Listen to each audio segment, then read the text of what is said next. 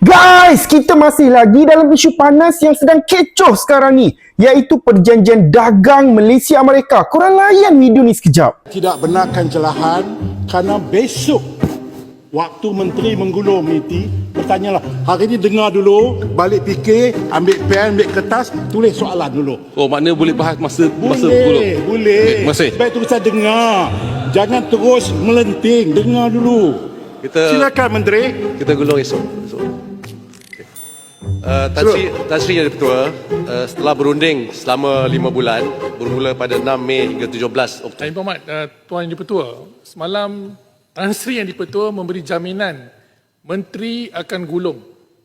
Dan kami, semua kita berhak bertanya kepada beliau tentang apa yang dibahaskan pagi tadi oleh Yang Berhormat Umar Tambun.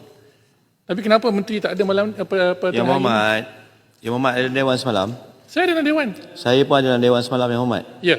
Tidak ada perkataan menteri digunakan. Ada. Dia digunakan untuk MITI.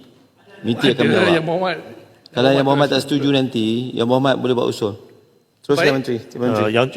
Datuk Yang Di-Pertua, kalau diberikan peluang, saya ingin jelaskan bahawa Yang Berhormat Menteri Kerana besok waktu menteri menggulung MITI, bertanyalah. Hari ni dengar dulu. Saya nak tanyalah, kenapa kerajaan Madani seolah-olah takut untuk membenarkan perjanjian ini dibahaskan secara terbuka di dalam parlimen. Dalam sistem demokrasi, parlimen adalah tempat yang paling tepat dan sesuai untuk rakyat bersuara. Di situlah 222 wakil rakyat diberi amanah untuk meneliti, menyoal dan menilai setiap dasar yang menyentuh kepentingan negara. Dengan video yang kita tengok tadi, rasa amat mengecewakan kita semua, betul tak? Ini bukan lagi soal teknikal, ini adalah soal prinsip. Kalau perjanjian ini benar-benar baik dan memberi manfaat kepada rakyat Malaysia, kenapa perlu takut dengan perbahasan? Kenapa sembunyi daripada semakan terbuka? Sedangkan rakyat berhak tahu apa isi kandungan perjanjian itu.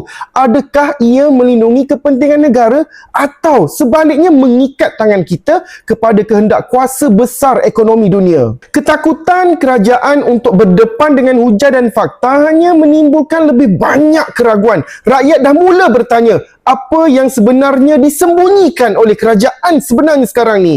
Kerajaan yang benar-benar yakin dengan kebenaran tidak akan menyorok di sebalik prosedur.